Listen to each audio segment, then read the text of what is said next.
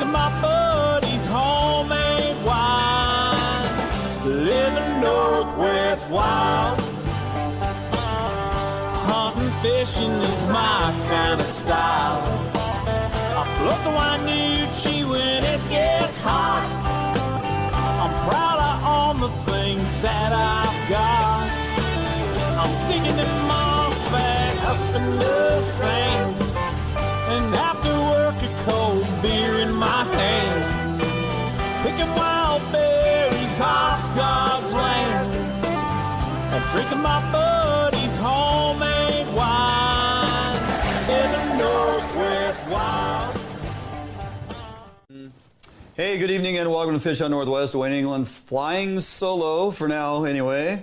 Three lovely ladies to my left, which we'll talk about here in a little bit. The lady ambassadors from Sportco joining me tonight. Going to be a really fun show. Lots going on, lots to talk about with them, so we'll introduce them in a bit. Tommy's still on assignment, out killing animals and doing fairly well. Can't wait to see the pics and to get caught up with him once he gets back here closer to home. As far as I know, he'll be back in studio with me next week if he hasn't quit. So I guess we'll find out. Haven't talked to him in quite some time. That being said, we got a great show lined up tonight. Lots of information to cover. Appreciate everybody tuning in already. Yeah, let's face it, we got Thursday night football going on. We have a little debate between a couple old guys, which is probably going to be pretty interesting. So if you're not watching right now, that's fine. You can catch up with us later. But we prefer you go ahead and reach out to all your friends, tell them to get online and tune in to Fish on Northwest. We got a great show lined up this evening that they will thoroughly enjoy.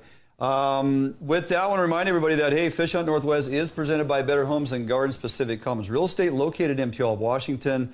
And, of course, our good buddies out there, Defiance Marine, manufacturers of the Arima, the Defiance boats, of course, and the Allied series coming soon to a home near you. They also have a tremendous repair facility, shop, maintenance, all the things you need there at Defiance Marine. Check them out. Look them up, defiancemarine.com, for all your boating needs. Now, a number of things going on that we're going to cover. One, this came out yesterday as we were all getting ramped up to get out and get after those clam digs, which we should be right in the middle of this next set of tides. And unfortunately, the announcement came yesterday. The Domoic Acid set in, and apparently the beaches are closed. So if you did go out clamming yesterday, you may want to heed warning and probably not consume those. Apparently the day before you were just fine. I don't know how that works, but that's what they're telling us. So really kind of hit at a bad time. We were planning to go get some evening digs on here after days on the river, and now that's going to be a while. So next set of digs will be in about a week and a half if the acid clears up, and we'll just have to wait and see. So if you have friends or family that did go out and get clams yesterday, you may want to tell them probably should toss them out if they haven't because of the acid levels as they currently are. With that, also want to give a mention to a lot of folks have been contacting me, tuning in, watching the show, and or some of the egg curing recipes, and you're looking for eggs. And right now, fresh eggs can be kind of hard to come by, believe it or not, but we do have some local suppliers that have a surplus of flash frozen coho eggs out of Alaska, and these are top quality eggs. If you don't know how to if you don't know how to cure frozen raw egg skein, don't worry. I'm probably going to do a how-to in the bait lab next week. But first, you got to get them in your possession. So you want to get a hold of Brad at B&B Bait. He's a local guy here, not too far from Olympia. 360-500-5526. Check it out on our Facebook page. I had put a post up earlier this evening that has all the information how to get a hold of Brad Olson and check out B&B Baits. They have several hundred pounds of flash frozen coho eggs, and they are top quality. I'm going to be curing some up next week. So give that a look if you're looking for eggs. And if you didn't get all that information, message us up here on Facebook, and we'll get back to you, I guarantee. I want to kind of cover, I don't want to call it a rant, but perhaps it may come off as a rant. Look, we provide a lot of information here week in and week out on Fish Hunt Northwest, both via our Facebook channel or page and our YouTube channel. And A lot of the content we provide is how-tos and instructing you guys and gals how to become better, how to be more successful, either hunting and, of course, fishing. We cover a lot of different fisheries, and there's a lot of different techniques and methods and ways of going about it. So right now, obviously, we have salmon entering the terminal areas in the tributaries portions of our systems, and they're getting, some days fishing pretty well, other days, well, it's salmon fishing. You got to work for them a little bit. Just for clarification, so last week, if you caught the show, we had the soon-to-be governor of Washington State, Lauren Kolb, sitting right here, and had good buddy Lucas Holmgren from Salmon Trout Steelheader join me in studio. And then the next day, we were able to get out fishing. Well, we shot some video because oftentimes we receive a lot of messages and folks inquiring, hey, we love your in-studio stuff. We'd like to see you guys out in the water even more with some of the stuff you're producing. And we agree. We love to be out there on the water, catching fish, providing content, not just like catching fish and playing rock music and high-fiving, but really try to utilize the success in catching fish to kind of bring it home, to show, hey, here's what you do to get to this point, and here's how you, close it or come full circle. In doing so, like right now, there's obviously Chinook, coho, chum are starting to enter into some of our rivers. And some rivers there's an abundance, other rivers you got to work for them. That being said, some rivers are open for Chinook retention. Some rivers are not open for Chinook retention. Some are hatchery coho only. Some are hatchery and or wild. The bottom line is we put those videos out there, and it's probably 98% support, persons saying, hey, that looks fantastic, and questions. You guys provide us with questions, and we try to provide answers. And we appreciate all the support. There is a little side of it that comes at you negatively, and I'm good with that. Negative comments are fine. Doesn't really bother us, but I just want to clear the air and say, hey, we're out there trying to provide content. You folks ask for content, we're going to provide content. When we're fishing on certain rivers and you're watching that video and you go, hey, I know where that spot is, that's probably because you fished that river. It doesn't mean that we are saying the name of rivers. We'll never say the name of river, although you have heard me say the Cowlitz, because let's face it, the Cowlitz is not a secret. But other than that, you will pretty much never hear us say a river, other than talking or showing weather reports, water flows, different types of systems or gauges you can utilize to plan your day or your weekend. So in that instance, we may throw a graph up there that's replicating exactly what a river's going to do as a storm comes in or something like that. But when it comes to factual reports and where we're fishing and producing videos, we'll never give out river names. So if you recognize that river, okay, great. It doesn't mean we're out there telling everybody where it is. And if you are familiar with that place, fantastic. Then you can hopefully find success there as well. So there's that side of it. The other side of it is we are fishing a number of different methods and techniques, because look, our goal is to show you, bait under bobbers, beads under bobbers, float fishing vertically, bobber dogging, running plugs, wrapping plugs, twitching jigs appropriately, not snagging fish. And any and all of those methods right now will catch, I guarantee you, will catch Chinook, coho, and chum, okay? It's kind of a rub when guys see you fishing eggs under a bobber and they think that you're just a jackass targeting Chinook in rivers that you cannot retain Chinook. But we can back that up. It's like there is nothing wrong with folks out in the saltwater in pursuit of Chinook and coho, dragging bait on the troll, catching and releasing Chinook that you cannot keep, even if they're hatchery marked. In some of our fisheries, we cannot keep hatchery fish. And you let those Chinook go all day long and you retain your coho. That's great. You can get to main stem of rivers and folks are twitching jigs, pulling plugs, trolling plugs, pulling inline rotators with herring, trolling spinners, fishing eggs under bobbers, fishing beads. All of it works. You're going to catch Chinook. You're going to retain coho that you can. In rivers that you can retain a hatchery Chinook, you're going to retain a hatchery Chinook. You're going to release a wild fish. When we get into the tributaries and we have abundance of fish and we're catching and keeping fish, no big deal. If we have certain fish that are not retainable based on performance or based on the way the fishery is modeled, One thing recreational fishers need to understand is that when we look at a terminal fishery, a tributary fishery, those fisheries are given to us to recreate on, knowing that there is a catch and release mortality associated with the fishery model that they produce.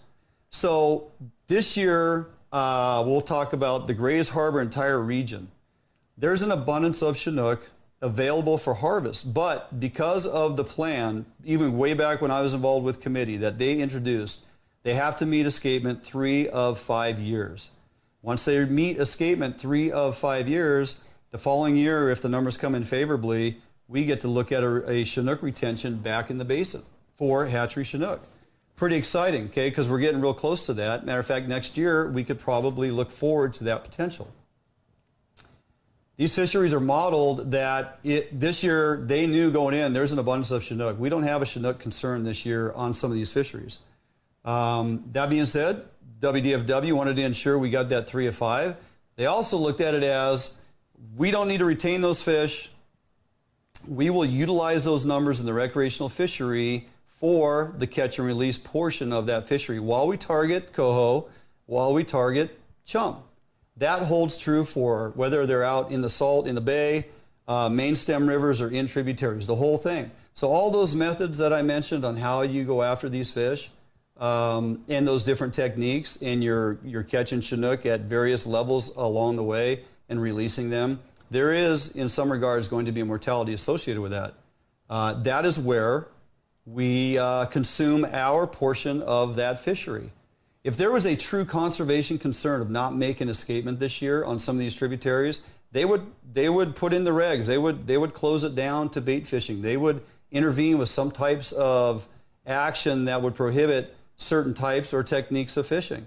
Okay, for those that floss these fish and bring them in upside down and backwards, there's a conservation concern there. But for right now, if there's enough fish and they're releasing those fish, the department looks at it as, well, you know, it's a technique.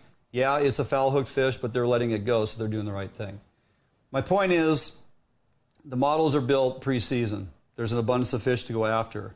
There's a number of different techniques and stuff that you can utilize. You're going to catch Chinook, coho, and chum. We're going to provide you videos over the next several weeks that show us catching and releasing Chinook. And the ironic thing is, we are catching and releasing a lot of hatchery Chinook as well. Because again, we couldn't keep them this year. That, you know, we're okay with that. Because I talk with the folks at WDFW. They give me the numbers. They say where we're at. And I think there's benefit to putting videos out there for those that are learning to fish, because we're producing videos that are going to show you how to properly fight a Chinook salmon and land it on a gravel bar without a net, keeping it in the water, reviving that fish, and making sure it swims off strong. Okay, there's value in that. We're going to show you how to appropriately land those fish without using nets. We're going to show you how to release those fish. We're going to show you how to clean fish. We're going to show you the content people hit us up with all the time, along with curing bait and different methods and things and techniques and how to do this, how to do that. We get a ton of questions, and we really want to help bring you that type of content. But there's a rub for some folks, and I get it. If you're on the, you know, if you're on the pedestal of conservation, I'd like to stand right there next to you. But don't confuse that with the fact that if we're catching and releasing fish, we're doing harm to the balance and to the fact that we're not going to meet escapement because guys are fishing, you know, eggs under a bobber, or we're not going to meet escapement because folks are trolling herring out in the bay. That's not what this is about. Not meeting escapement goes way deeper than that. There is commercial harvest rates, there is predation issues, there are ocean conditions. It's a moving target. It happens every year, and that's why it's so difficult to manage. But as fellow anglers out there on the water, watching folks either practice good stewardship and techniques and taking care of the fish after they've caught them and in releasing them, hopefully unharmed, you know, there's some value to that. And that's what we're trying to do. So if you think I'm full of it, great. You know, throw us messages and whatnot. That's fine. We are going to continue to bring the content that we feel it's important to bring to you, and we're going to continue to conduct the fisheries that we have access to. And if it fits within the rules and regulations, we're going to be out there doing it. So just wanted to clear that up. The fact that we can't keep hatchery fish on some of these rivers right now having to release hatchery Chinook back into rivers makes no sense to a lot of us until you start looking at the numbers and what the goals are. Back when I was guiding for the 5-6 years that I was guiding, taking clients and telling them, no, we have to put this hatchery fish back in the water, people would just come unhinged. And I get it, okay? But next year, I think we're going to be right to that point where we're going to finally get to keep those fish. So if I see you out there, you're fishing ethically, and you're being a recreational sportsman, and ladies out there, and we're catching and releasing fish, that's part of the recreational angler opportunity that we need to take advantage of. So enough of that. If that's a rant, I'm sorry. Just kind of wanted to clear some air as to what our goal is out there. Again, providing content for you all, because that's the feedback we get. If you want us to stop, just tell us so. Majority rule, but I don't think it's going that direction. All right, we are very happy to introduce this evening Amy Spoon, Brianna, Eklund Zimmerman, the jokester from Sportco, Mikayla Michelin, the 3 lady ambassadors from Sportco. If you guys have been down there for any seminars or holiday get-togethers or just some of the other things they have going on out there or down there, you've probably ran into one, if not all 3 of these ladies at different times, giving seminars and talks, both in the realm of fishing and hunting. All 3 are very accomplished in their pursuit of happiness, I guess. It is something they live for, okay? Hunting and fishing just isn't for the fellas. These ladies got it dialed, and all 3 of them have pretty much kicked my ass in the realm of big game. So I'm not, we're going to go into that conversation later on, but very happy to have these ladies in here this evening.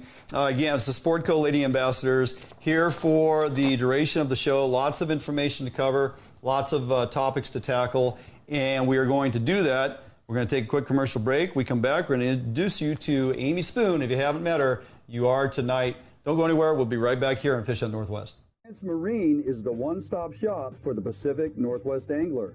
Whether you are looking for a small skiff to fish the Sound or rivers, or a huge offshore tuna machine, Defiance Marine has it. At Defiance Marine, be sure to power your boat with a Honda outboard package. Take advantage of the reliability and 5-year top-to-prop warranty on your Honda outboards. Our service department is always here to help and serve you as the customer. Did you know Defiance Marine has boat financing experts to help get you the best term rates on your new boat purchase? If you need financing for that new boat, call us today.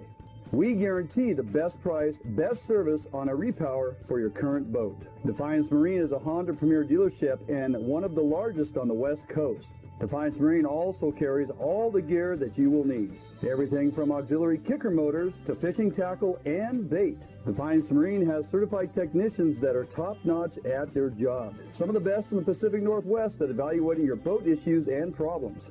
Stop in today or give us a call for all your needs at Defiance Marine.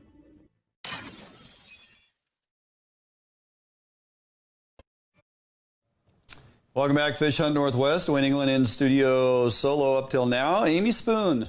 Hi. Joining me in studio. Yeah, for the first time. How about that? Huh? Love it. Look, I've invited you like 6 times. You're just so busy. Then we got the peanut gallery over here off camera. So no faces and jokes over there, Brianna. So we'll get to you later.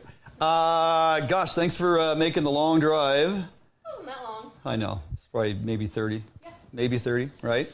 So you, young lady, are a self-proclaimed quintessential tomboy.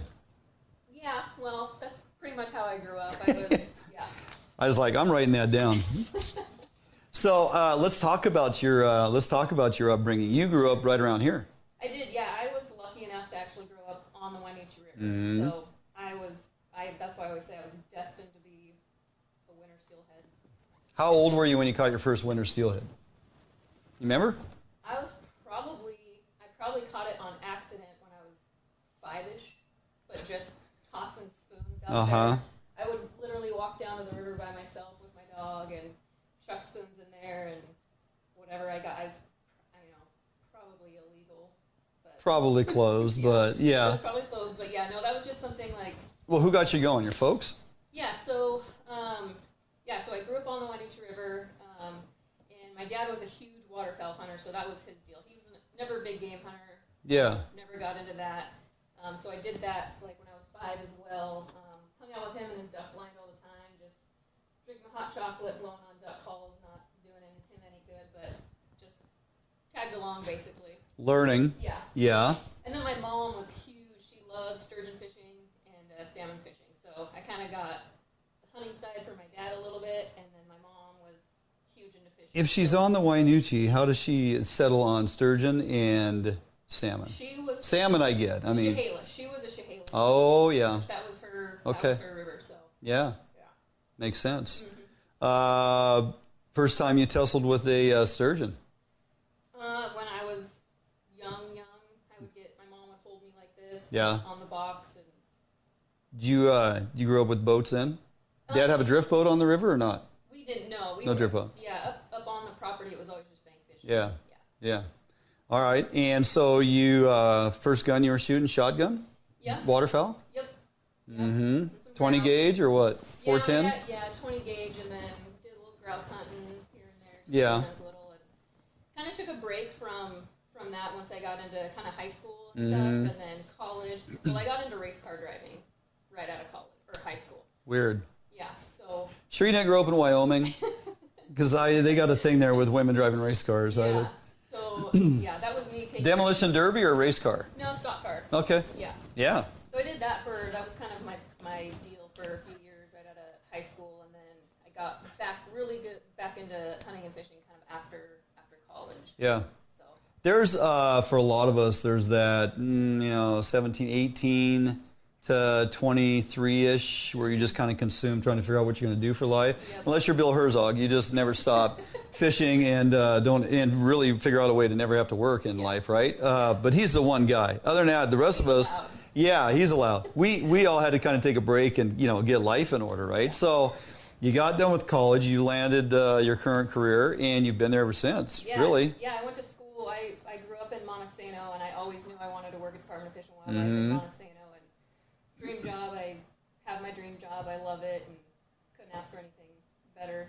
Pretty nice to grow up in a town, land in the regional office that sits right there down the street, and start your career at 22, 23, right? Great. And doing what you love to do. So what's your actual position there for those that don't know? I'm the Assistant Regional Habitat Program Manager for Region 6, and so it's a really complicated, I supervise staff that have a really complicated job, but cut it down really, really small. Any work in or near the water, the state of Washington requires a permit through Fish and Wildlife, and so we administer the permitting system that does that, and essentially provision permits to make sure there's no impacts to fish life or habitat. Gotcha. Maybe brush your hair along the side. It's hitting your microphone. Okay. I got people complaining. Just leave her alone, all right? Anyway, so duck hunting, and then how does it evolve, or I should say waterfowl, how and or when did it evolve to big game? Let's face it, you knocked down a few blacktail the last few years. You got some elk under your belt, some dandies. And so how did that transition kind of happen? So I would, very recreationally, deer hunt and stuff. Once I finally really got the bug for it was growing up on the Wainuchi. There was always elk around, and I, for whatever reason, decided I wanted to elk hunt. Never done it before, and if I was going to do it, I was going to bow hunt. I didn't want to deal with rifle season. So that was the first time I got a bow as well. Got a bow for that purpose. Never shot one before. 20-something? Yeah. 26-ish? Yeah. Something like that.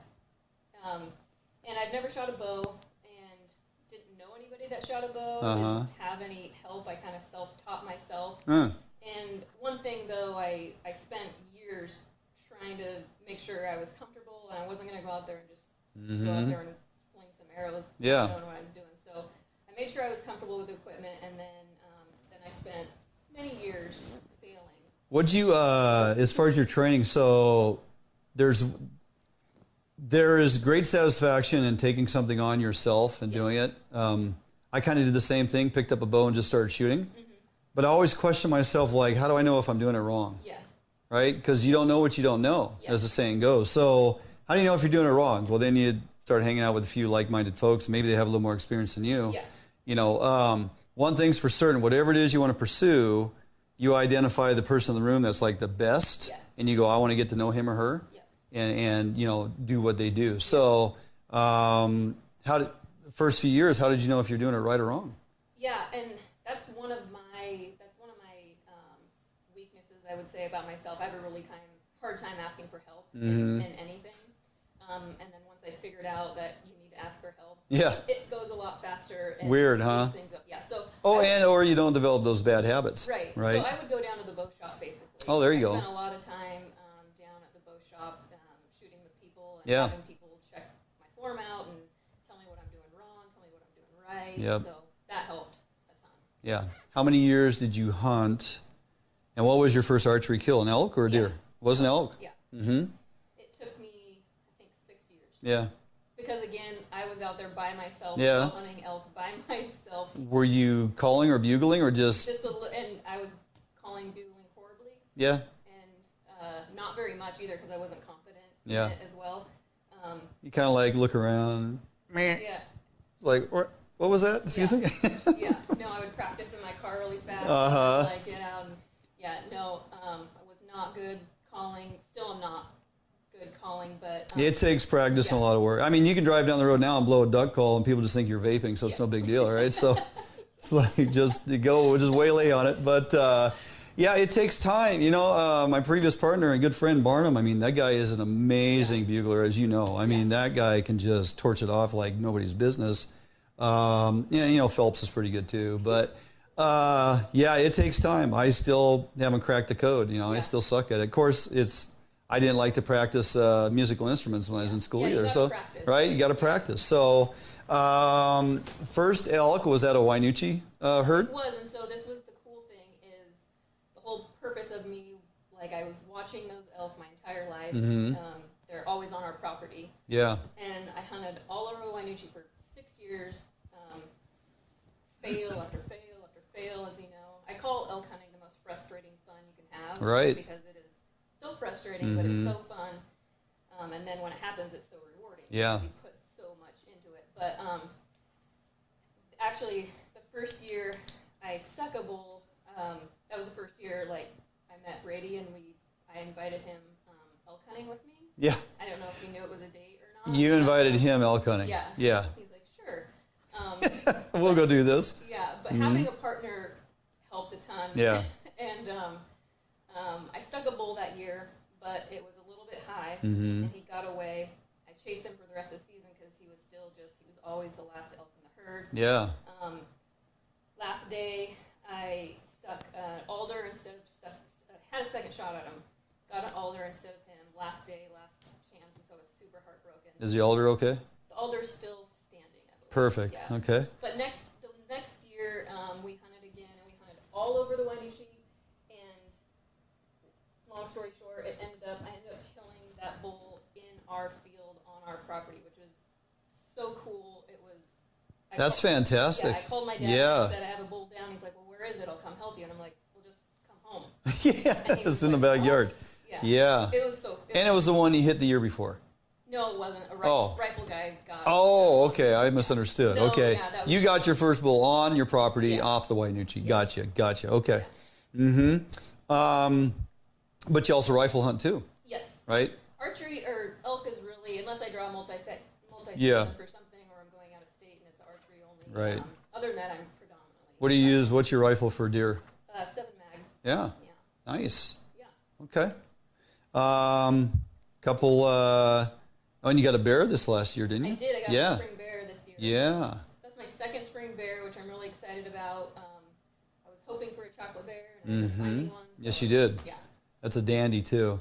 And those blacktail last couple seasons, I'm assuming those are all in your house. Yes. I just got the one from last year back. Yeah. Amazing animal. Holy cow. And was that last day? Second to last day? Second to last day of Late season. last year, Yeah. Was Brady with you or were you on your own on that day? So yeah, I spent the entire regular season by myself. Yeah. So just like tonight, he's leaving for Idaho Right, tonight. right. And I usually spend blacktail season by myself. And so I hunted my butt off last Yeah. year. Every day. And I put in a lot of work. And I didn't get anything regular season. I was pretty bummed. Yeah. And then the first day back with him hunting, he's like my good luck charm. And so. Well, I mean, credit to you. So you do really a nice job on your social media. You're out there, traipsing around the hills and looking for animals, and you're giving people updates who follow you. And, it's kind of nice just to watch your progression through the season. And are you just, you got animals that you got to select from, or are you working hard like everybody else, right? Yeah. So it's good stuff. Where can folks follow you if they're so inclined and have not figured out where you are at? On Instagram, it's at Amy_Spoon, yep. I believe. And then Facebook's the same, I believe, as far as, I don't know. Just search Amy Spoon. I don't really know. Just Google Amy Spoon. Yeah, it will come up. Short thing. Yeah. Any particular companies or brands what bow are you shooting? Right now I'm shooting a Matthews. Yeah, okay. Nice. Yeah. What do you get that thing set at? Right now it's at 56. 56. 55. Maybe. Okay, I'm going to ask the other ladies in here too what they're, see where they're drawing at. Yeah. So Brianna's another one. She's, putting it out there when she's working out, trying to get that draw. I haven't got to draw it back very much this year. Yeah, I haven't even shot my bow this year, so there's that, right? Real good, great information, and I like the progression. I like the progression of where you were just out of college and started picking stuff up, and then Brady comes into your life as well, and you guys are quite the team. So it's good stuff to watch. We got more questions for you. You're not going anywhere. You're just going to bounce over one chair when we go to break. Going to bring in Brianna Eklund Zimmerman. Everybody knows her as Brianna Zimmerman. Nobody pays attention to Jeff's last name. Nobody cares. Anyway, Brian will come in after this quick commercial break, and we'll have the two ladies in here of the three of this evening. Don't go anywhere. Quick break. We'll be right back here on Fish Hunt Northwest. Sportco, an outdoor emporium, is the largest local outfitter in the Northwest since 1975, providing thousands of people affordable outdoor gear. This summer, make your next outdoor adventure more affordable by shopping at our warehouse-style pricing. We are a local Scotty dealer, offering sales, service, and repair. Located in Fife and Seattle, come visit us today. The outdoors await you.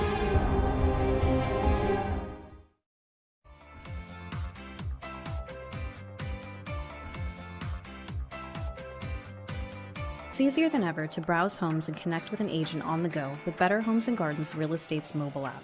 With the app, your home search is synced across all of your devices, so you can pick up your home search anytime, anywhere. Take full advantage of an enriched, mobile-optimized map search experience. Use location services to quickly find homes near you that match your search criteria. Draw your own map boundaries to find homes in a specific area, and apply layers to view school districts, neighborhoods, zip codes, and more. The app's user-friendly design makes it easier than ever to find a home you'll love. Narrow down your search results, save your search criteria, and save your favorite homes. You can browse your saved homes in a list view that puts photos and key details like price and square footage right at your fingertips. Or check out your saved homes displayed on the map.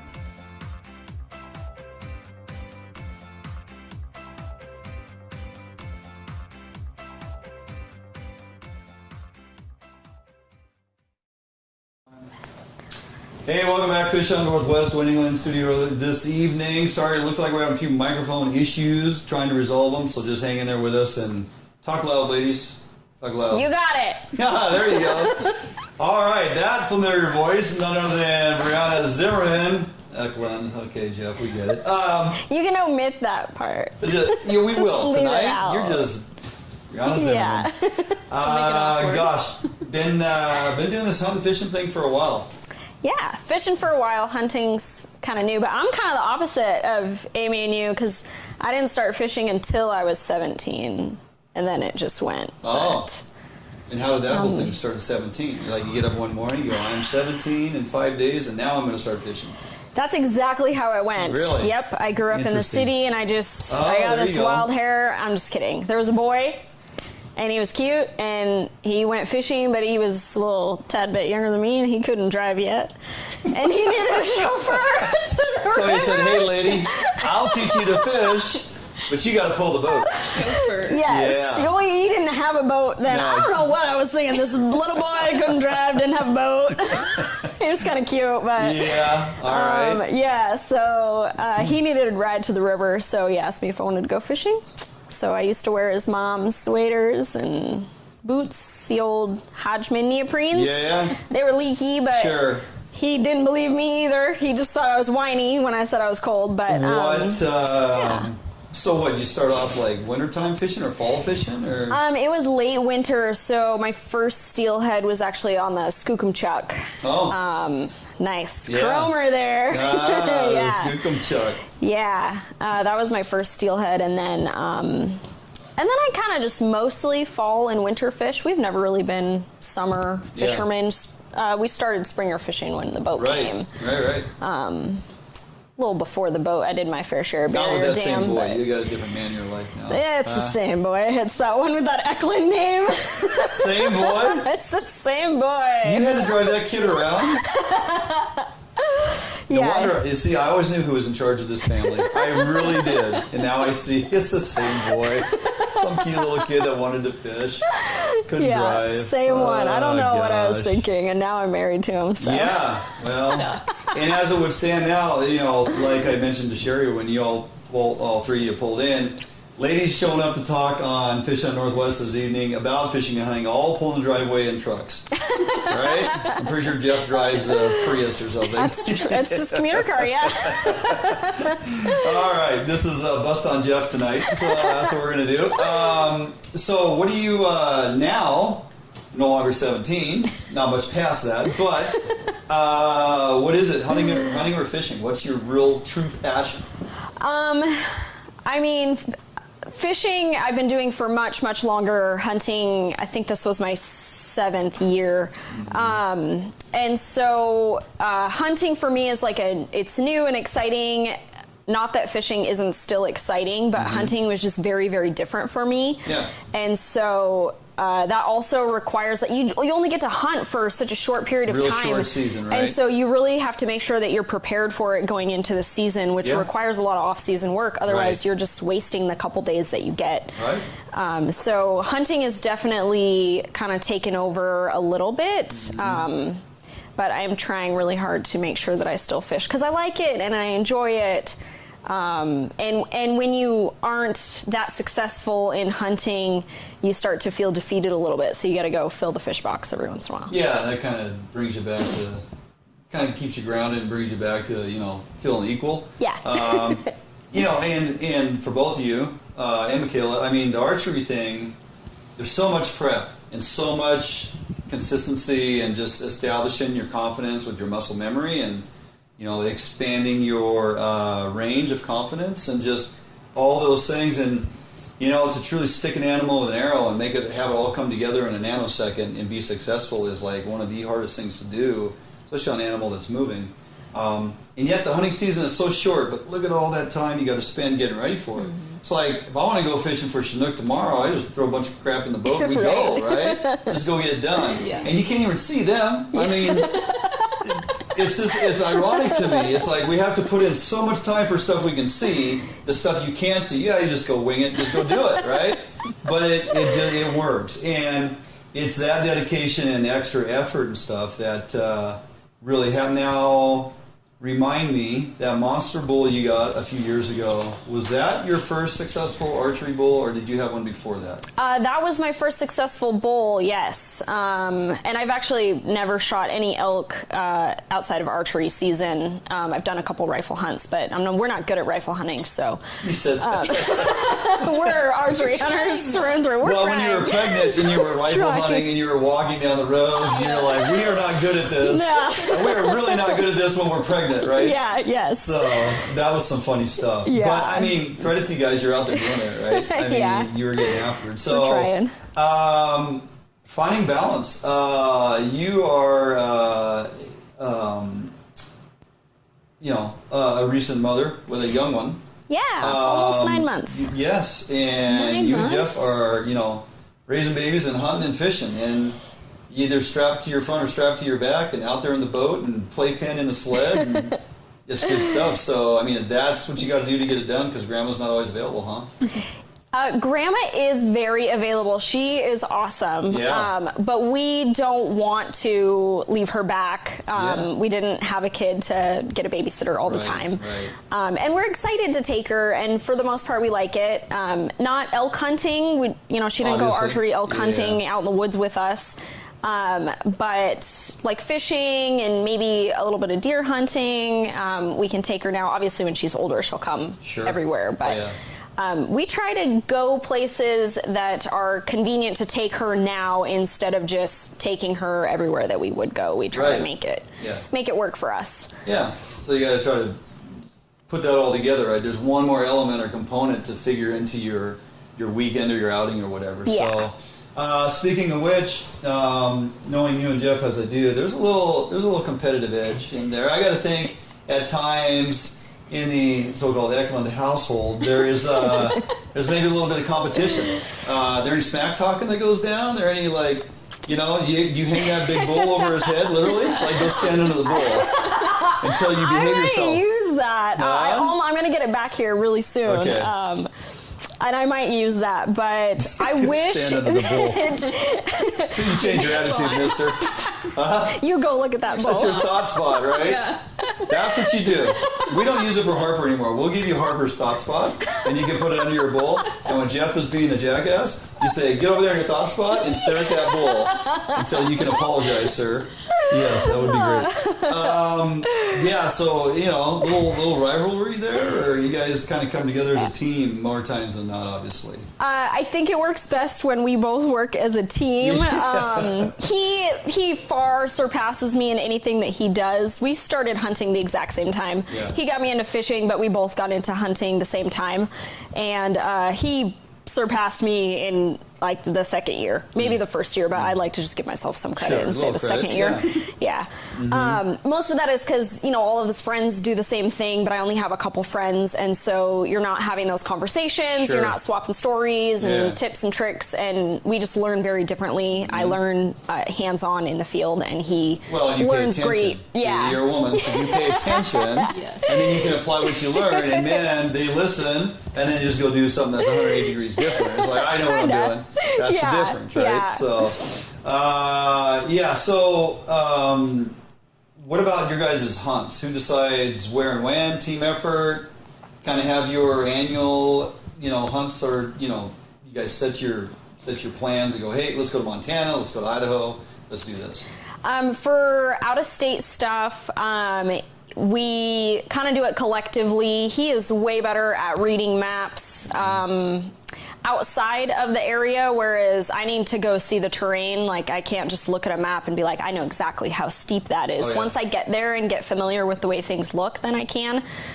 So he's definitely much better at that. But we talk about it and we agree, like, do we want to do this? Do we want to put in for this kind of hunt? Do we want to actually put in to draw this or just get these points? We do that as a team because we're a team. Because you're a team? Yeah. Yeah. Do you do any hunts without him? I did a little bit of blacktail hunting without him. And then when we hunt, even if we're on the same hunt, we're not always hunting together. Like, you get in your truck and drive to your spot, and I'll go drive to my spot. Right. We have ways that we try to communicate if we get something down. Best or favorite experience thus far? Big bull? Or something more of a rewarding experience than that, just because of the way it came together? That is really tough because that is definitely my most rewarding hunt. Sure, yeah. Being pregnant and hunting was a different kind of reward, but that big bull was, and not just because the bull, I led a different 6x6 walk on day 2 of that hunt, which turned into a lot of regret and kind of changed my life and everything. So that hunt was going to be my best hunt regardless of the outcome of that tag. But that was definitely my most rewarding, memorable, life-altering hunt. Gotcha. Okay, we'll save the jokes for the closing segment with you three. So jump out for a quick break. We're going to bounce one chair over. We're going to introduce you to Mikayla M Michelin. She is also one of the Sportco ambassadors you're very familiar with. She's in and out of Sportco on a number of occasions. And, see her in ads and magazine and whatever else she's got going on. And often quite a bit in the realm of hunting and fishing. So, quick commercial break. We'll come back right here, introduce you to number 3 as we rotate chairs. Don't go anywhere. We'll be right back.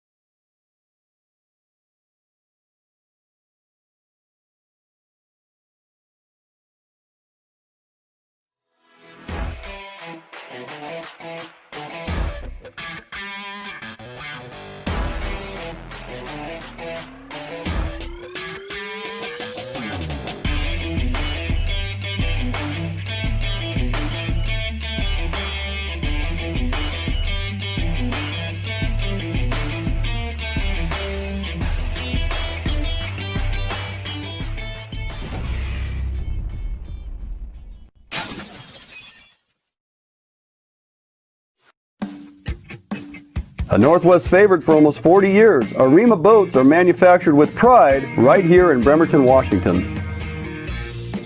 Arima Boats offers all of our boats with Honda outboard packages so that you can take full advantage of the reliability and 5-year top-to-prop warranty from your Honda outboard.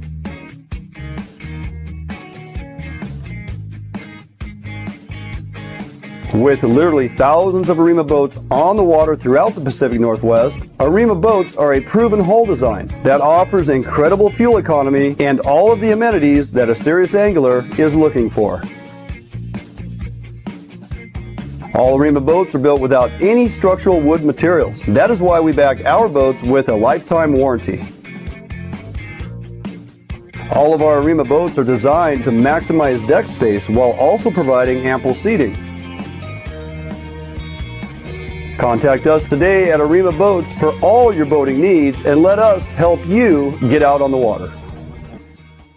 I didn't say it, you did. Welcome back, Fish on Northwest. In studio now with the Three Stooges, apparently, Michaela said.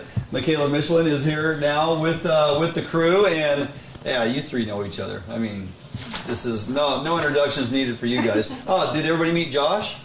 Oh, hi. Oh, tonight was my first time. Yeah. He did our makeup for us. He what? Did our makeup. He did. He did a nice job. He's very good at that because he does wear some on occasion. Well, yeah.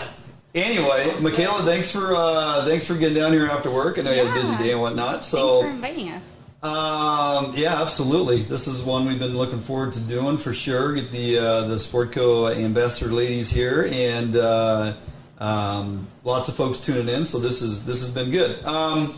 Started hunting at age 13. Yeah, I was originally from Idaho. Moved up here really late, and wish I would have hunted in Idaho a little bit more. Yeah, it's like you left Idaho to come hunting in Washington. I know. Huh. And was that waterfowl? Was that big game? Was that? So I started blacktail hunting with a rifle. Oh, you did? Yep. At 13. Yep. I passed my hunter's ed. Went Nice. that year. My first year was just 2-point. Actually out past LB. Oh. I grew up local, so I shot it with the 7mm. That's what I started with. And Was that your dad got you into that, or? so my brother's dad got me into it. Oh, really? Yep. And then when he went away, I primarily hunt with my brother. Yeah. My brother and I are super close. He's my best friend. Oh, good. And then he kind of has his family, so he's putting his family first, getting them Sure. their deer. Yeah. So primarily I go by myself. So you hunt by yourself? Yeah, I love it. Huh. It's kind of my therapy. And Yeah. I love being out there. You got those areas you still hunt that you've been hunting for a long time, or? Yeah. So obviously over time I got a couple new spots. Really tried to focus on tree stand hunting. That was new for me within the Sure. last couple years. Yeah. So about 5 years back I started archery hunting. And So you tree stand hunting for blacktail? yeah, Yeah. Yeah. love it. Yeah, so having done that last year, I've done ground blinds in this piece of property. There's an old tree stand sitting in there. Last year I decided going to get up above them. And the ability, like Amy and I were talking before the show, if you rifle hunt and march around the hills and glass and look at a deer 300 yards away and drop some lead into it, and harvest your deer. That's great. That's cool.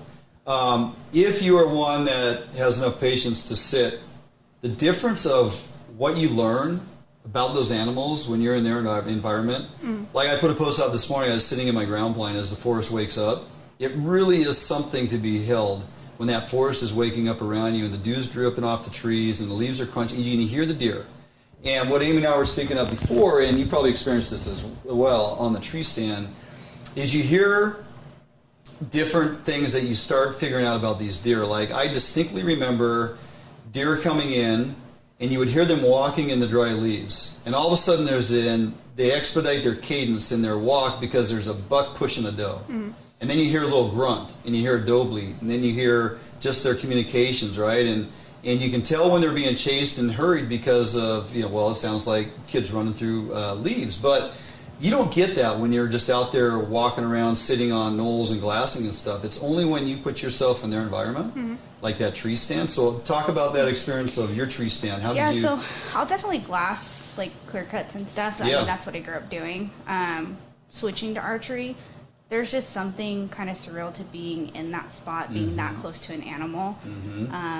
Being able to spot something 300 yards away, and I've made those long shots. Sure. That's amazing and an accomplishment in itself. It is in itself, you're right. But there is nothing more, don't want to sound corny, but beautiful, waking up and going hunting and the sunrise coming up and seeing, the fog come off the mountain and everything else. But to be that close to an animal and to be able to really see the shot that you make and experience that, it's a whole nother, that lifted a whole nother level for me. You put yourself in their world. You get to sit there and observe them, those fawn yearlings hanging out with their moms, walking through, or stopping at a little bait you threw down, chewing on an apple, and just kind of looking around. And you start picking up on their behavior patterns. There could be 3 or 4 deer standing there, and all of a sudden they all turn and their ears perk up, and they don't move. They just sit there and stare. Yep.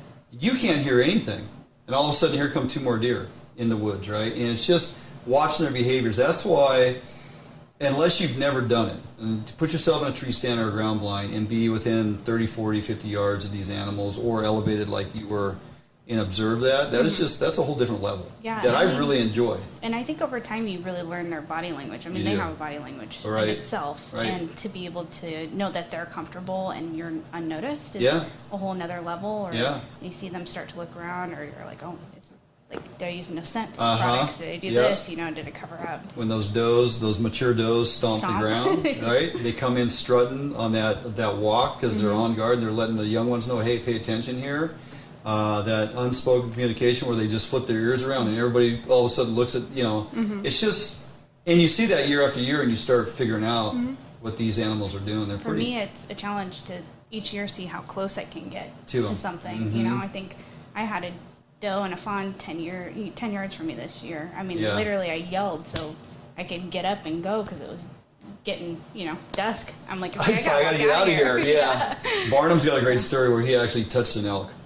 He actually got up on an elk and he touched it. And then afterwards he realized how stupid that was because she could have stomped him into the ground, right? Pulverized him. So what would you say your brothers had the most influence on your outdoor success? I mean, not to sound corny, but these two. I mean, they really... Doesn't sound corny at all. My brother is amazing. He's my... Now your brother doesn't count now. It's all about these two. My brother will always be my biggest fan, and I look at him a lot. My brother is the most amazing bugler I've ever heard in my life. The guy taught me how to use duck calls. Yeah. That was my biggest thing. So when I have a question, that's my go-to is my brother.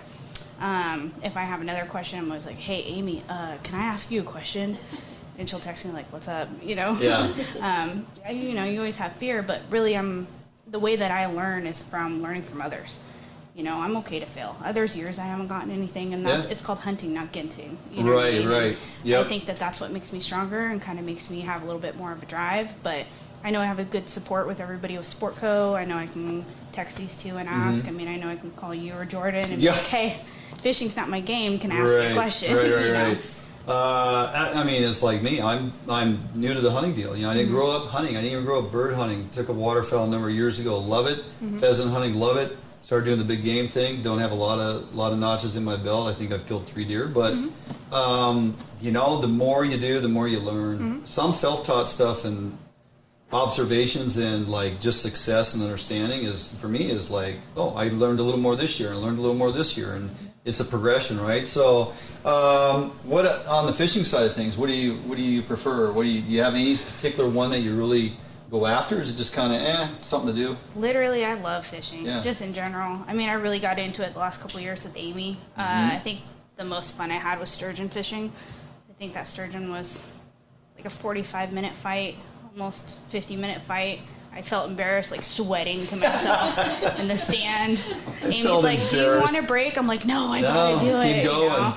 But I love literally anything. If it has something to do with outdoors, that's where I want to be. Yeah. So I think sturgeon fishing's my fun. I love tuna. Yeah. Like, I'm just like get excited and antsy. You guys get out on tuna together, right? Yeah, we've definitely done. Okay. Yeah. We'll get into the Chick Click Outdoors here in the final segment because it kind of involves all of you. So, what hunts are you doing this fall? What are you going after? Yeah, so I'm getting ready to go into my late season archery. Got super close this year. Elk, passed a ton of does and cows. I think I just had like a really big goal for myself. I think patience is key, and I tried to challenge myself this year.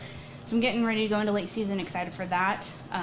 Really looking forward to next year. We're going to Wyoming for antelope. Oh, yeah? And I'm going to dabble in some Idaho bulls and bucks, and really just looking forward to that. Go back to the homeland. Yeah. So going back to the motherland, Idaho. Yep. Yes, indeed.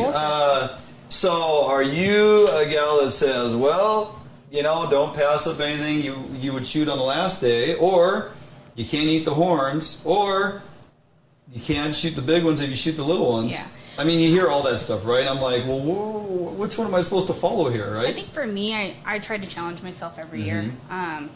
When I started hunting, I mean, if it was brown, it was down. Like, that's, Marry that one down. That's you can't eat horns, That's right. And I mean, you can, but... Like, my brother's the same way. He's like, hey, first thing you see, but like this year, I passed up a lot of cows. Yeah. And I shot a really nice cow last year. I was really fortunate. Yeah. So this year I had a goal. Now, late season, I'm like, bring it. Yeah, I'm all got to for get it. meat in the locker now, exactly. right? And I think that's that kind of probably speaks for a lot of folks. It's like you use that early season, that opportunity, and really try to look for something special. And then when you get that late season, you're up against it. Like over here at West Side, we get 4 days for late blacktail. That 4-day window, something's going to die, and it may end up being something amazing, or it might be a little spike. But it's meat in the freezer nonetheless. And if you and your family enjoys that success and can share that with others, that's really what it's all about. Though the thought spot in the antler in the head and the amazing mount hanging on the wall for Jeff to stand under is extremely impressive too, and a topic of discussion when people come over to enjoy the very meat that is hanging on the wall. So it goes... Tiny little stool for Jeff. Yes. I can't wait till he watches I hope he's watching right now. This would be fantastic. I hope he is. So, awesome. Okay, here's what we're going to do. The three of you are going to stay there. You all are going to let me know if we have really crummy mic issues and you're having a hard time hearing. I may have to yell at the ladies to speak up. No big deal. We're going to jump out for a quick commercial break. When we come back, we're going to actually be in the kitchen, believe it or not, with Chef Kelly and Sherry. Now, I know the clam digs have been canceled for the next week or so. But prior to that, a number of you got out and put some clams in your freezer.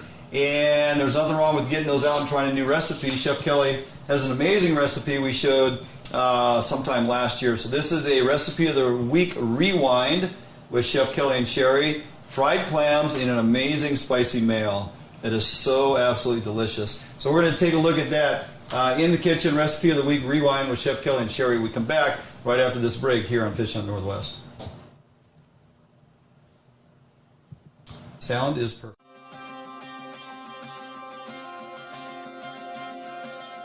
Allied boats are built by West Coast fishermen for West Coast fishermen. Deep V 21-degree dead rise at the transom guarantees a smooth ride no matter the conditions. Allied offers all of our boats with Honda outboard packages so that you can take full advantage of the reliability and 5-year top-to-prop warranty from your Honda outboard. Allied boats range from 19 to 32 foot in length, so no matter what type of heavy gauge boat you are looking for, we have it for you. All of our Corsair 21-foot and larger designs come standard with reverse chine that is welded inside and out with no extrusions below the waterline, so that you will never have to worry about corrosion problems down the road. Get out on the water today in a boat that you can trust and enjoy with Allied Boats. Contact us at Allied Boats today to learn much more about our incredible fishing machines. What if there was a smarter way to search for your new home? Introducing the Better Homes and Gardens real estate website and mobile app. This revolutionary new search tool puts your needs first. Narrow your search to what matters most to your family, like school data, school districts, and even walk scores. Get easy access to your local affiliated agent, as well as unique and local insights about neighborhoods and properties directly within the app. With synced and saved preferences, you'll always pick up wherever you left off. Get your smarter search started today with Better Homes and Gardens Real Estate.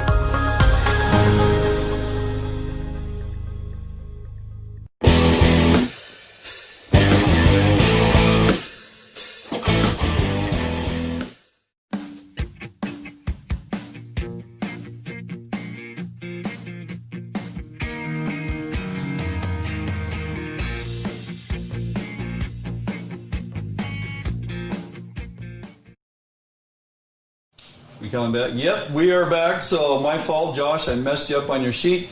Don't go anywhere, because before we jump out for commercial break, and then actually, yes, Shane, we're going to get to the fried clams and spicy mayo. Brianna, joke of the week. Well, we've been talking about all this hunting, and it's not always fun and games out there in the hills. Sometimes they're funny, sometimes they're hilarious. That is your joke of the week, brought to you by Brianna Zimmerman, because Jeff Eklund would not claim that. Okay, we are going to get to the recipe of the week. Josh, spool that up. We're going to jump out. Hang in there. Quick commercial break. Right to the recipe after that.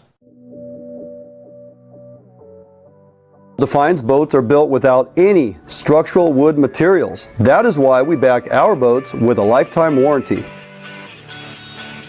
All of our Defines boats come standard with large fish boxes that are fully insulated so that you can ice your fish properly all day.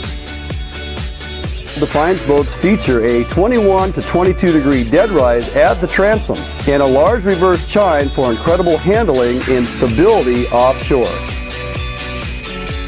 Defines boats are foam flotation filled and unsinkable for the ultimate in safety while fishing offshore.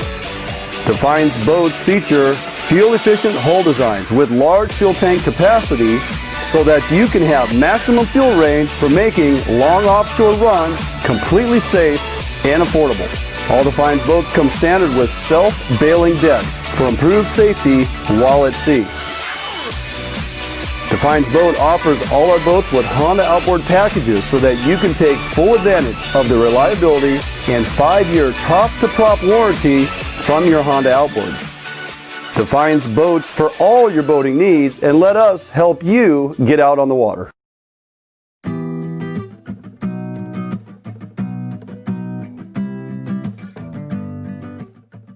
Hey everyone, welcome back to Fish Hunt Northwest. We're finally back in the kitchen, Chef. Yeah. Yeah. Duck season finally is over. Jesus, it was like endless. Yes. It took us forever to get back here, and we're so glad that we are back. Yep. And the first recipe we're going to do is razor clams. Razor clams. That Dwayne went out and got last night. Yes. Yeah. Look at these big, beautiful things. They are big. Yeah, this is what we call, I call the bodies. And then there's the neck part, or also we call diggers too. So I love diggers, but I love to actually save them for my clam chowder. Okay. Yeah. Yeah. So we're gonna make fried razor clams with a spicy Asian mayo. So first we're gonna... Spicy Asian mayo. Yes, say that 3 times fast. No, thank you. Okay, so we're gonna work on our sauce first, and then we're gonna bread up and then fry up. All right. Okay, so we got 3 egg yolks in here. To this, we're gonna add some spicy brown mustard, or you can use Dijon. I'm gonna add about good fat tablespoon. Okay. A tablespoon of soy. I like it kind of spicy, so we're gonna do 2 tablespoons of sambal. If you're not familiar with Sherry's new favorite product now is sambal. Get familiar with it. Yes. It's really good. So if you're not familiar with this one, this particular brand is actually the same makers who makes sriracha. And the only difference is that it's not as pureed and fine and smooth. It's more chunky, has more like the whole chilies in it. Okay. And it's not sweet. No, it's not. So no. It's a little different than sriracha, even though it's made by the same people. So good. Right? About a tablespoon of rice wine vinegar. Sesame oil, be careful with that because that is very strong. That's about 2 teaspoons. And that was sesame oil? Yeah, that's sesame oil. Okay. And 1 tablespoon of lime juice. Okay. Okay. About a tablespoon, maybe we'll call it 2 cloves of garlic. Okay. Okay, and a teaspoon of ginger. Ginger is very strong. You can always add more. Okay. So go easy. Okay, so this is a dump and go, so we're ready to go. Okay. Okay, so we'll just... All the kitties in the pool? All the kitties in the pool. I don't care if you can swim or not. Okay. Okay. Make that disappear for me. Okay. So all we're going to add to this is a cup of oil. And I like corn oil. You can use whatever oil you want. Just don't use extra virgin straight up because it's just too heavy. Oh, yeah. Okay. A whole cup. Whole cup. So this is one of those, just add it slowly. Blends it.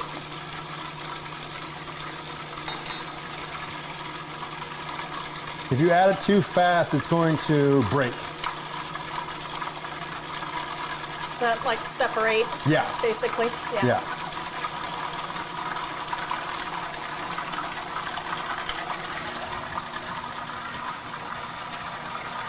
Can you take all this stuff away from you? Yes, please.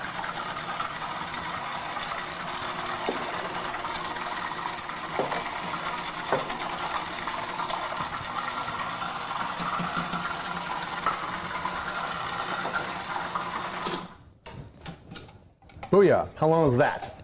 45 seconds. That's right. I told you. It's fast. See, it's a beautiful texture to it. It's nice and thick.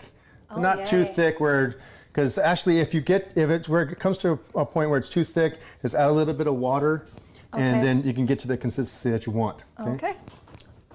How about I get this out for you? Well, that's bomb. Is it good? Oh my God, yeah. That'll work.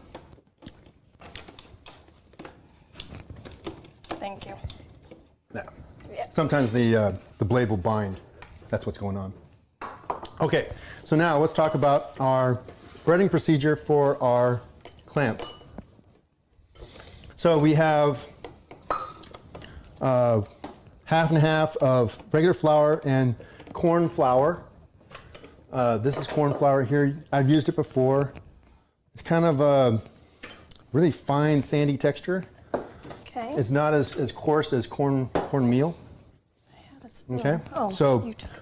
I like to also take my clams and pre-season them and then dip them in here because if you're trying to season on the outside of it, you'll find that the salt doesn't really stick very well. And so seasoning here at this point is a better process, and you also control everything a little bit better too. I can take care of that. Yep. Okay. So I'll show you one. You see I already breaded a few of them. Shake off the excess. Yep. Our oil's already hot, ready to go. Sure is. Make sure you press it in there good, because especially with panko, it's very coarse. You can see the texture on it. It's very big.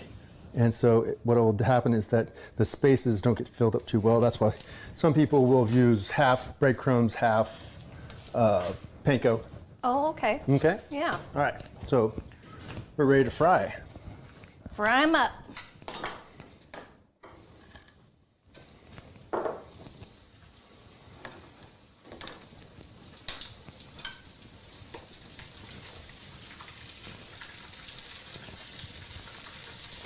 Sounds good to me. All right, take care of that.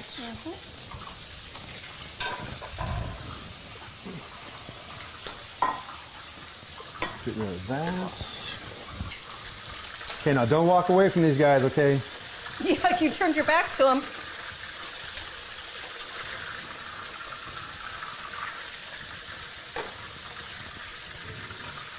Okay, we're just looking for light golden brown. Wow, those look great.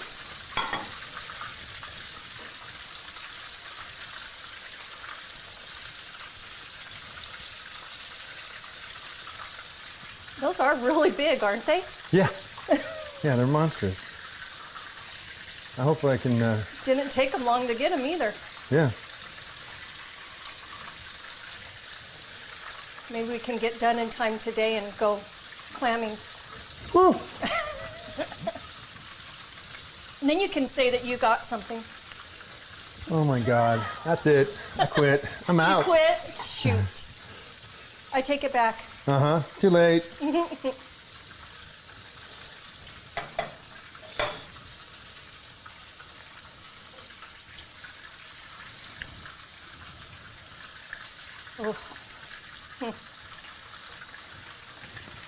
Okay, nice and golden brown. Don't take these like to a dark golden brown because it's one of those, you're more cooking to get it cooked than it is to get more for color, because these things, when these things get rubbery, they get pretty rubbery. Okay, so tough. Okay, yeah. So probably next time for this next batch, I'll probably crank it up to probably 2 more notches just to make sure it gets nice and a faster fry. Cook. Okay.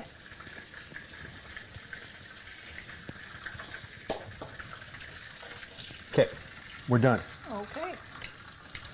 Okay, we're going to set this aside. Alrighty. So we're going to make a little base with our mixed greens here. Oh, these look so good. Shh. Don't be trying to take my clams over there, okay? I know. Mm-hmm. I'm watching you. Wow. That.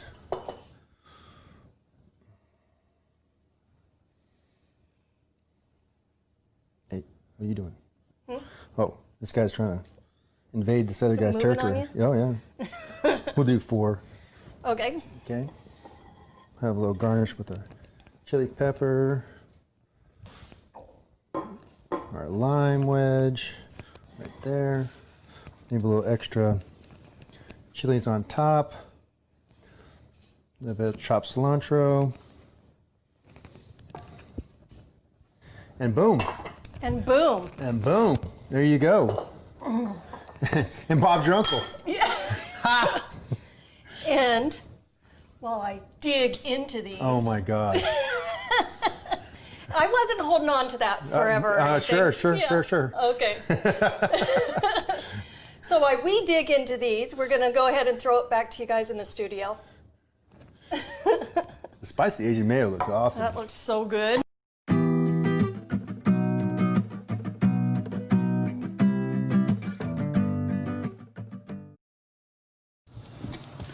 Well, there you go. Okay, fried clams, spicy mayo.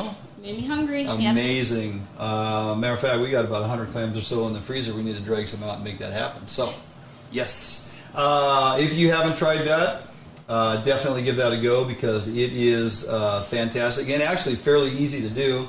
A couple different things. Yes, Lisa Allen, she is drooling, and so is many others that are watching tonight. So, okay, Josh, we'll go to a quick commercial break. We come back. We're going to finish out, close out the show with the ladies here.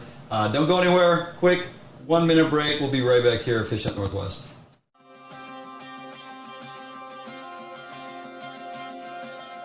Allied boats are built by West Coast fishermen for West Coast fishermen. Deep V 21-degree dead rise at the transom guarantees a smooth ride no matter the conditions. Allied offers all of our boats with Honda outboard packages so that you can take full advantage of the reliability and 5-year top-to-prop warranty from your Honda outboard. Allied boats range from 19 to 32 foot in length, so no matter what type of heavy gauge boat you are looking for, we have it for you.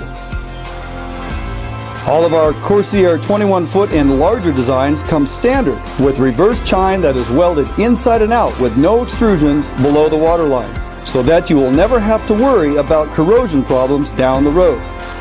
Get out on the water today in a boat that you can trust and enjoy with Allied Boats. Contact us at Allied Boats today to learn much more about our incredible fishing machines. What if there was a smarter way to search for your new home?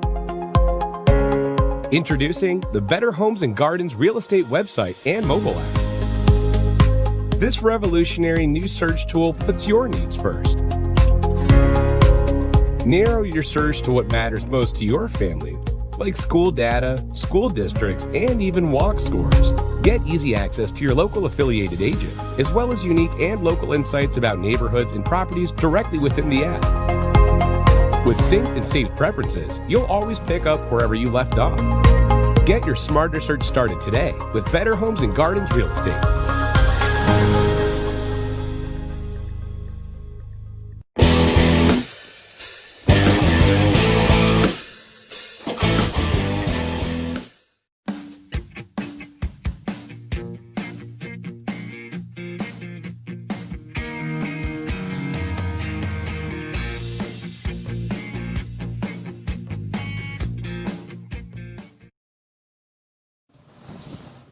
All right, welcome back, Fish on Northwest, Dwayne England, and the lovely Sportco ladies extraordinaires.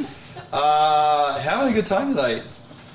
Yeah, it's gonna be. Yeah, it's a very cool studio. Yeah, you like this? Yes, Sherry, awesome. Sherry built this. Her This time is off cool. from being grandma. Yeah. We've kind of gone through a lot of info here relative to fishing and hunting. Who in here cures eggs? Everybody? Everybody? I help. Brady's the maker of it. What are you laughing about? I like that you were honest about it. Yeah. What's our favorite cure method? What do we use? What's going on? It's a secret. What? There's no secrets on this show. We put everything out there. It's the getting spots. Yeah. Okay. I mean, All right. what we publicly tell, you know. Yeah. All right. What you use more eggs for salmon fishing than steelhead nowadays? Anyone? You guys still side drifting? We do a lot of bobber dogging now that we have the sled. So Yeah. for steelhead, it's mostly bobber dogging. I mean, we Bait? were bank fishing. We were mostly not fishing bait. Yeah. For steelhead, but now we're bobber dogging bait most of the time. I have found over, especially the last couple of years, for whatever reason. I mean, I fish bait all the time, right? And I've been with Pautzke's forever, but when we're on steelhead anymore, gosh, I hardly use any bait. I don't think I broke eggs out of the freezer last year. I mean, this is like an age-old thing for me. Do you tip your jigs with prawns? Well, historically, I would, because I'm such a bait thug. It's like a jig is just a place for me to hang my bait. So when the jig's not like this, it's like this, because I got a big ass prawn hanging off of there. It's like, oh, they'll grab it, and they do. That's how I feel. Yeah, a jig is a sequenced bait holder. Is all it is, right? Well, the beads, the soft beads for one, bobber dog and soft beads for steelhead is so effective. And running dual rigs, and we cover all that stuff throughout the winter as we get into that. But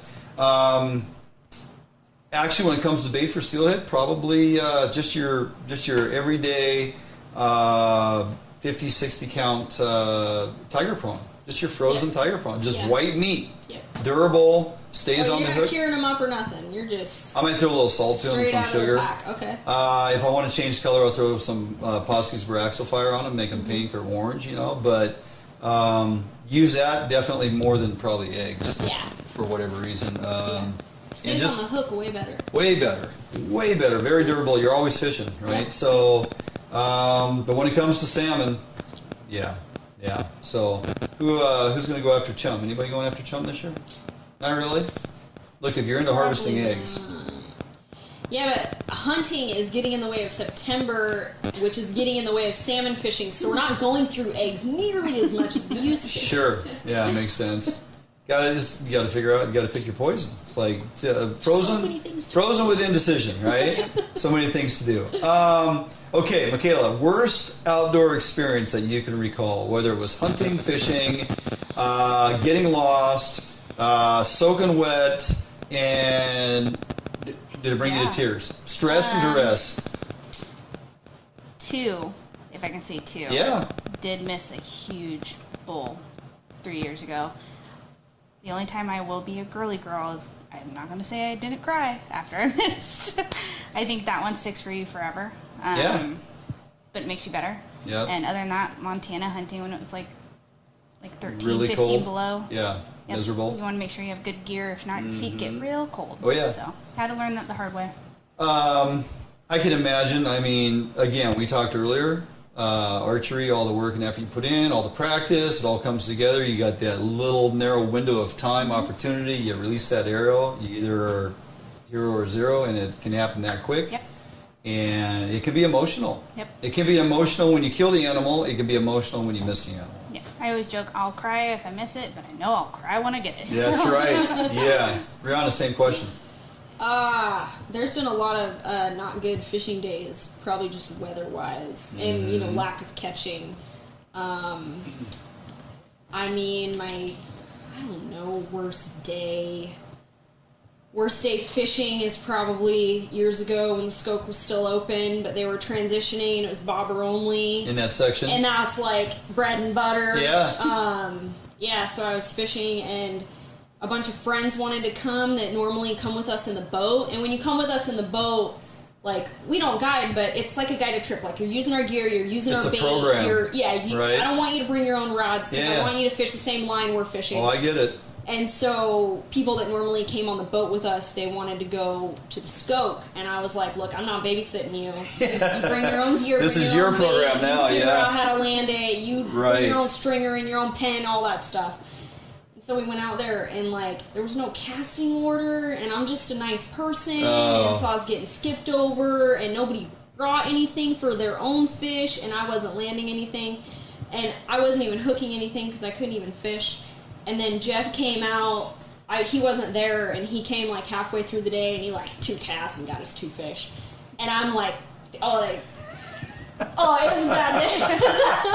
The tribal police came, so I went back on the bank. And I had to go. They only picked me. I had to go back to the car. And Jeff called me some names, and I cried a lot, and I yelled at his friends. And I'm not a mean person, and his friends still to this day are like, oh, different breed on the Skoke. That was a different side. I've never seen her like that. The Skoke will bring that out in you. That's why I typically did not fish that river, except that year that you're talking. Really cool. The last year it was open, they had that section that was bobber and bait only for about a 3-week window. Yeah. Very successful. Yes. And had a bunch of floggers in there beating fish on the head with cannonballs.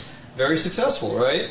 I wish we could get back to that. Yeah. And at some point we may, but my gosh, it's, part of that is window of opportunity, so many people. Yeah. So little bank access, and a lot of rude people out there. Yeah. If everybody could just respect the fishery, and then the fact that they can just take it away like that. That was prior to you guys being married. That was prior to us being married. Your husband would never treat you like that today, right? No, because now we're married. Yeah, can't do that. Whatever we want. Right. Amy, emotional experience either on the hunting ground or on the boat, or? I mean, they're all emotional. For sure. Yeah.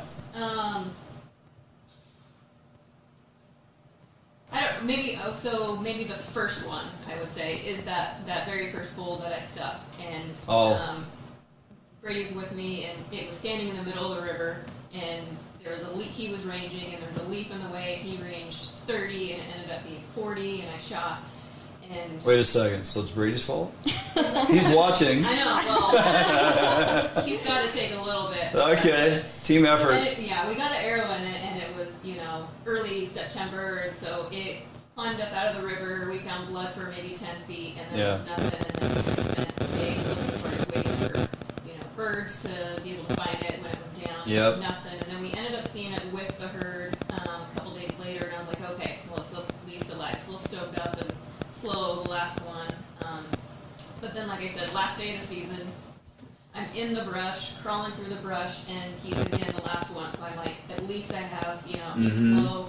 I can at least keep up with him. and he got into the spot in this patch of alders, and he turned broadside to me, and I'm like, this is it. And I'm like, 30 yards from him, I'm like, this is gonna happen. Yeah. This is 6 years in to bow hunting by myself, fail. And he's standing broadside except for one alder right in the middle of his vitals. And I'm like, I just have to not hit that alder. Right. And I don't know if it was my brain just thinking about the alder so much of don't hit the alder. Your brain said hit the alder. And I just bullseyed that alder. And he looked at me and turned around and walked, and I just you're going, you gotta be kidding me. It was I was so sad, and I just turned around and I think I threw my bow down, and I was like, I'm done. This is stupid. This is dumb. Yes. Well, memories that you have makes you stronger, right? Yeah. As they say, I guess. I don't know. Yeah. I'm no psychologist. I mean, when you have that story, it's hard to be like, yeah, it was a good thing. Yeah. Ultimately, it was a good thing. Look how much better a person you are now. Yeah. I can at least laugh about it. But. Yeah.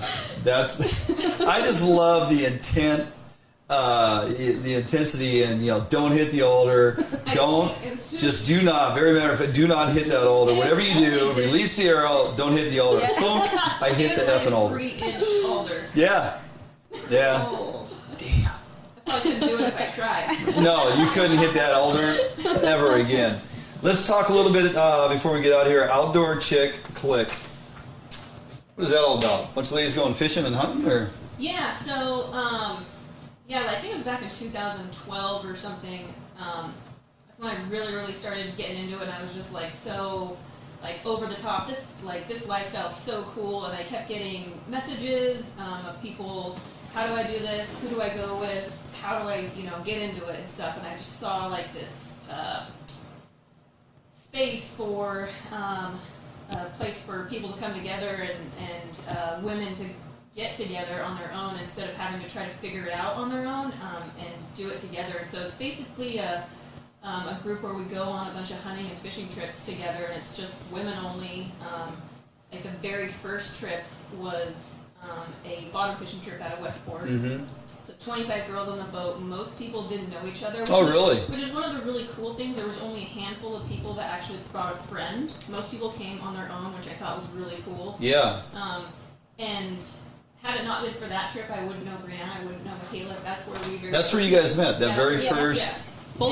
Really? Yeah. Okay. I mean, I know we would probably be friends on social media. Sure. And we'd probably talk, but we're more than that because of trips like that. Right. But we do mostly fishing. Hunting's kind of hard because logistically it's hard to do that. But we've done some snow moves and stuff. But yeah, it's just it's a group where we put on a bunch of events throughout the year, and it's really cool. You can come out and hang out if you. There's some people that went on that trip that never even been to the ocean before. Mm-hmm. Right. They came from that was my first ocean time. Yeah. Really? They came from Idaho that have never even seen the ocean. But so it's super fun.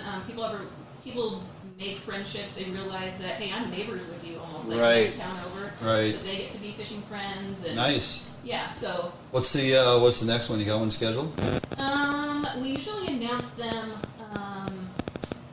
During sportsman shows, but usually the first one will be a snow goose hunt in the early spring. Right. And then we'll do probably halibut, some kokanee, and then it'll go into we'll do the bottom fishing, some tuna, sturgeon. I want to think of some different ones to do though, because we've kind of been doing the same ones over and over. So I'll be putting some feelers out there of what people feel like doing. Kokanee, Flaming Gorge, Wyoming. Flaming Gorge, Wyoming, yes. I want to go back. I'm trying to get. We'll be there in June. Go down and go noodling. Oh, there you go. All right, we're gonna get Grammy Shing signed up. Well, not for noodling, but maybe noodling. She did a little noodling tonight. That spaghetti was amazing. Yeah, it was good. Yeah, absolutely. Hey, we got a $35 gift card to give away. Oh yeah, dude. Because Sportco's been around for guess how many years? 36. No, you're so close. Oh, you're so close. Well, I didn't think it could. They don't make a $36 bill. So. Or a $35 bill. That was a Zimmerman joke. Okay, Michaela, do you know Zach Merkel? Yeah. Okay, then he came. Don't pick that was him. my You random. cheater. That's my brother. Oh, that's your brother? Yeah. Oh, okay. He doesn't win. I'm rolling down the deal here, and this has to be a random selection. He's gonna be here. so mad at me now.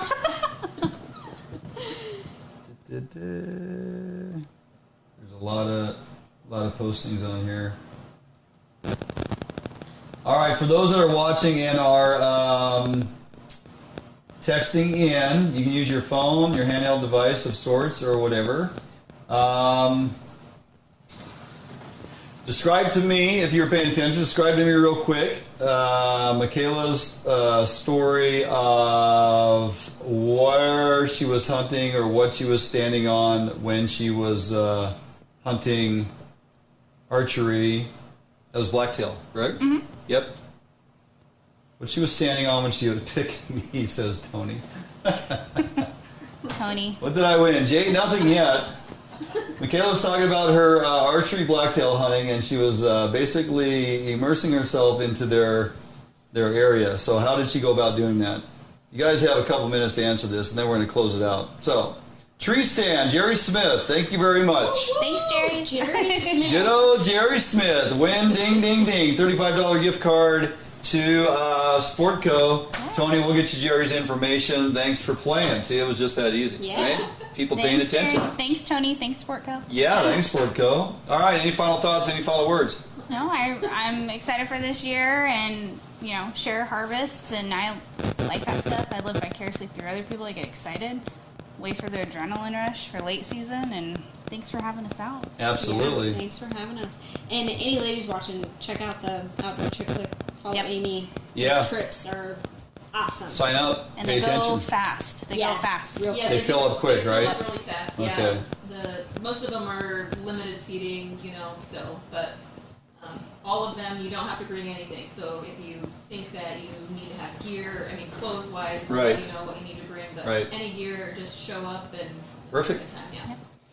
Okay, well, hey, I know all three of you are getting out hunting here in the next several weeks. Got other things to do, some fishing going on, so good luck to you.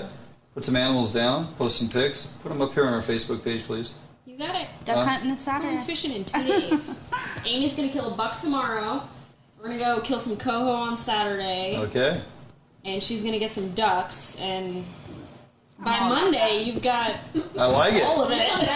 Perfect. And then dinner at your house. Yeah. All right. Hey, appreciate everybody tuning in tonight. I know we had football going on and the debate and whatnot. Other folks will tune in later and they'll watch this and they'll be glad they did because it's a show well worth viewing. I want to thank you gals for coming by tonight. This was a lot of fun and something completely different from what we've done, and I've enjoyed it completely. So, and once again, thanks to Mama Shing for the dinner, man. Yes. She always knocks it out of the park. All right, that's going to do it for us this week here, Fish Hunt Northwest. Check us out on our Facebook page, if you would please. Go there and follow. Post up your pictures, successes, and failures. If you're eating a tag, post that up there. Best recipe for tag soup, we'd like to know. Go to our YouTube channel, subscribe so you never miss any of the content we put out there. And we have a lot of fresh content coming up here in the next several weeks that I think you guys are going to be definitely will enjoy. So with that, have a great week, everybody. Success to everyone, whether you're hunting or fishing. And we'll see you right here next Thursday, 6 p.m. Take care.